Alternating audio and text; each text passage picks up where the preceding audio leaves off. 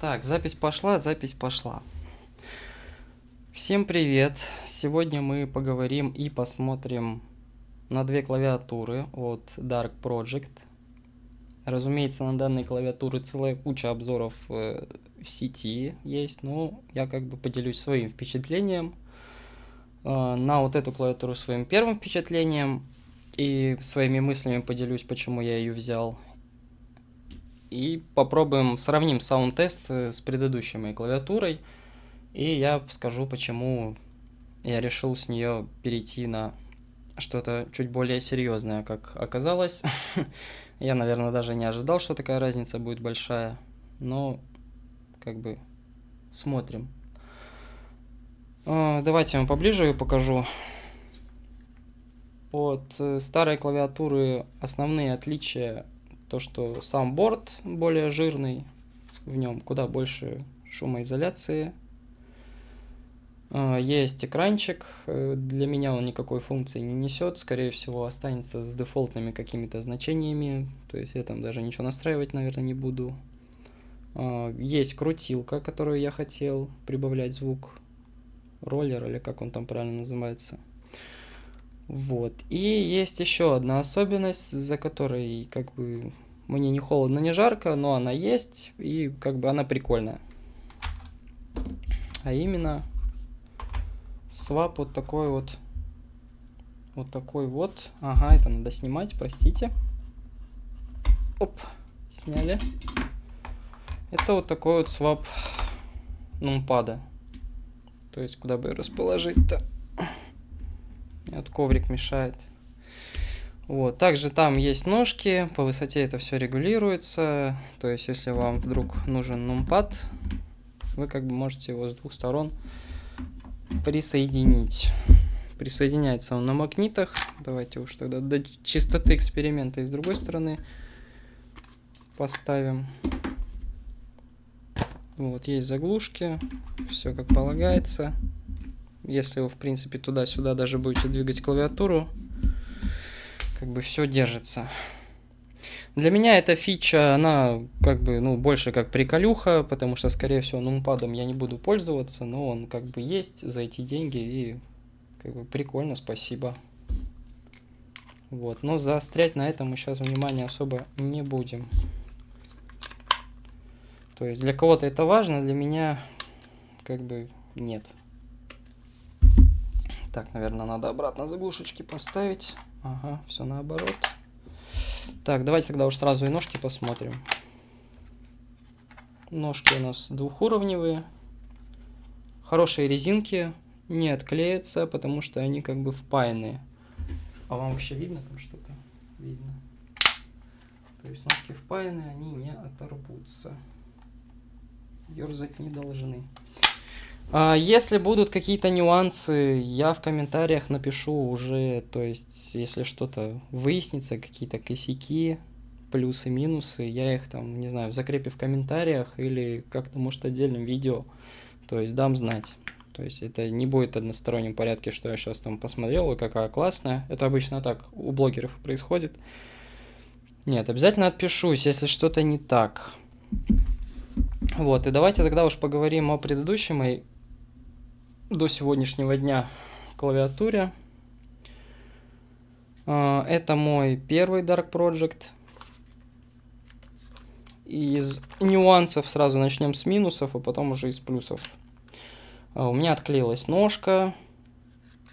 Отклеилась она, ну, давненько. Я ее там обратно просто ставил, и она вроде держалась. Но у меня сейчас есть клей, я ее заклею, починю. Как бы не проблема. Особенно для людей, кто занимается кастомом, это, наверное, вообще мелочи. Но я, в принципе, и думал, что я, наверное, буду делать какой-то кастом из этой клавиатуры. Но потом я решил, короче, что я не хочу в нее лезть, не хочу ее разбирать, там вот этим всем заниматься, кропотливым вот этим занятием, хотя у меня сейчас как раз-таки отпуск, и было бы время. Но это надо было бы все выбирать, заказывать там на Озон, там всякие смазки, шумки, вот это все там лезть, это прикольно, но я решил этот этап счастья пропустить. Вот, почему я вообще решил ее поменять на данную клавиатуру. Это уже нужно нам сейчас, наверное, переставить микрофон, камеру и заснять тайпинг. А пока что я заранее скажу, что меня в данной клавиатуре со временем, особенно когда я начал пробовать делать записи видеоигр, играть на запись, меня перестал устраивать звук клавиатуры. То есть, если самих кнопок еще более-менее, то вот именно пробела на записи как-то я подрастроился, как звучит моя клавиатура. И вот у меня посеялось зерно, что я хочу другую. Или хочу что-то делать со старой. Вот, но было решено как бы взять полностью другую клавиатуру, так как конструктивно все равно они внутри разные. Здесь жесткость больше, и конструктивно они просто отличаются. То есть она, как не знаю сказать, более премиальная, более современная. Вот. Давайте, наверное, тайпинг посмотрим, послушаем. Посмотрим и послушаем. Я сейчас переставлю камеру и переставлю микрофон. Но я не уверен, что вот на этот микрофон мой, сейчас я вам покажу, что на него корректно запишется, потому что он все-таки рассчитан под голос. Ну что ж, давайте попробуем. Я это делаю первый раз. Микрофон у нас находится где-то между клавиатур примерно. Могу сейчас его чуть-чуть вперед подвинуть. Тогда, наверное, точнее между. Вот, но он, направлен немножко наискосок. Вот, вообще не факт, что хорошо запишется, но мы попробуем с вами. Так, и начнем с моей старой клавиатуры. Кстати, неплохо. Я, видимо, как-то ее положил более-менее удачно. Мне неудобно так стоять, при всем уважении. Поэтому буду просто тыркать на кнопки. Это вот весь корень наш проблем. В принципе, из-за чего мои мысли и закрались. Альт, кстати, перевернутый.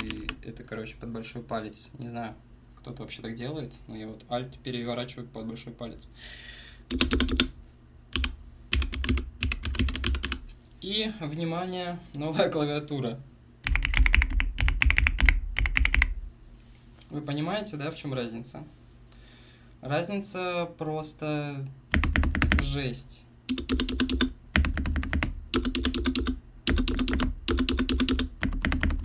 Разница очень большая. То есть и второй вариант, он как будто бы СМР какой-то. Он приятный, он глухой. То есть прям чувствуется, что борт жирнющий, что там куча шумки. Насчет кепок, не знаю, как влияет звук. Можно было попробовать, конечно, эти кепки перекинуть сюда и посмотреть разницу. Но мне кажется, секрет глубоко не только в кепках. Вот, наверное, это все-таки сам борт имеет шумоизоляцию. Он немножко проминается. Вам, наверное, видно, не видно. Данный абсолютно нет. То есть он жесткий, ничего не проминается. Там это не предусмотрено. Этот же он такой мягкий. Он туда немножечко утопает. Не сказать, что первая клавиатура какая-то там прям сильно противная на звук. То есть это вполне себе приемлемо. Неплохо, я считаю, что у нас до сегодняшнего дня, если не брать во внимание, наверное, пробелы. Еще нужно понимать, что эта клавиатура не новая.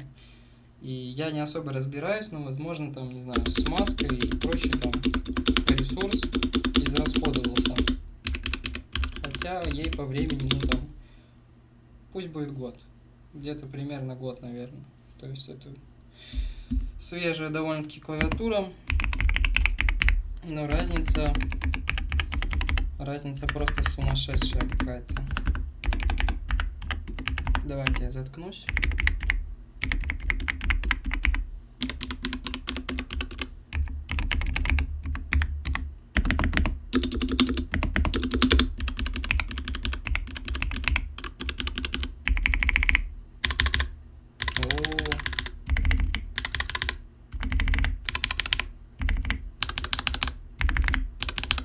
А, и теперь я не могу не вот так вот по-дебильному прибавлять звук, а покрутить просто вот этот роллер. Это радует. Так, о чем бы еще хотелось сказать? О том, что в начале видео как будто бы у меня нет никакого восторга, но на самом деле, когда я вытащил ее с коробки и начал на нее нажимать, я, честно говоря, офигел.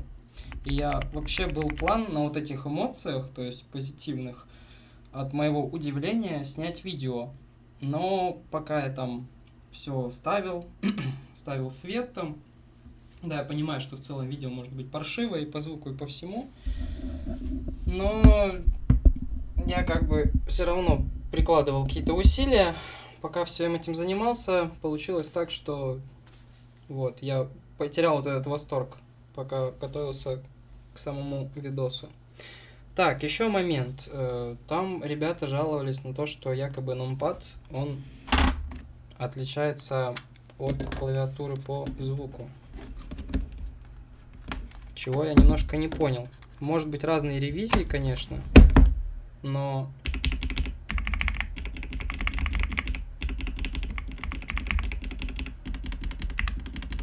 тут сложно услышать разницу.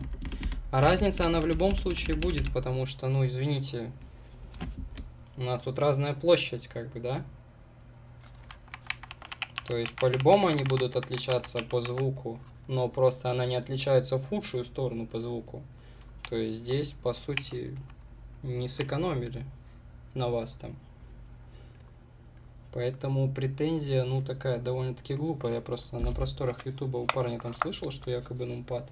Может быть, правда, другая ревизия, и там отличаются они, потому что у одного пацаненка на Ютубе, у него там чуть ли не все проблемы в кучу. У него там и провод отваливается, и свечи отваливаются. Кстати, о свечах-то не поговорили.